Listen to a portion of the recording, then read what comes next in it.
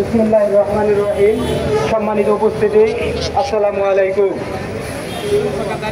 প্রথমে আমি আমাদের বাক স্বাধীনতা সংগ্রামে রক্তঝরা দিনগুলোতে লাল সবুজের দেশকে স্বাধীন ও বৈষম্য মুক্ত করতে যারা জীবন উৎসর্গ করছে তাদের প্রতি বিনম্র শ্রদ্ধা জ্ঞাপন করছি।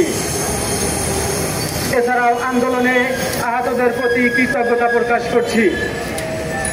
তাদের সাহস ও আত্মত্যাগের ফলস্বরূপ আজ আমরা দাঁড়িয়ে আছি একটি অভিশাপ মুক্ত বাংলাদেশের মাটিতে।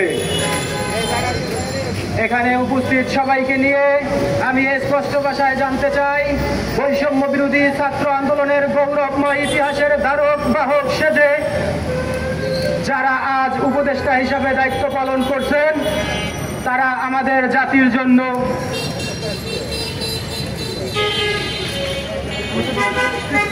বিরোধিতা করতেছি না, জাতির জন্য কোথায় কোথায় বৈষম্য দূর করতে সক্ষম হয়েছেন। আমাদের সংগ্রাম কি যথার্থ ফল দিয়েছে? আমরা আরো জানতে চাই, কোন আইনে দক্ষিণ অঞ্চলের প্রকল্প বন্ধ করেছেন, নতুন নতুন প্রকল্প হাত দিতে চাচ্ছেন, আইন শৃঙ্খলা বাহিনীর পোশাক পরিবর্তন করতে চাচ্ছেন এবং নিত্য প্রয়োজনীয় দ্রব্যাদির দাম কি চলতে থাকবে? আমাদের বিষয়ে কথা বলেন,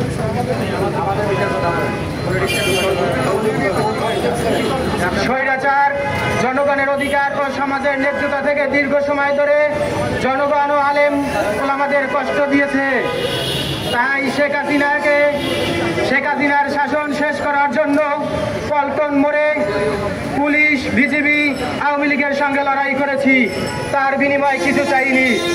আমাদের একটাই দাবি ছিল বৈষম্য মুক্ত বাংলাদেশ গঠন। এখনো আমাদের দাবি একটাই, সেটা হলো স্বাস্থ্য, শিক্ষা, ধর্ম এবং চিকিৎসা আন্দোলনে হোমিও ডাক্তারদের সাথে চলা বৈষম্য দূর করুন। পাশাপাশি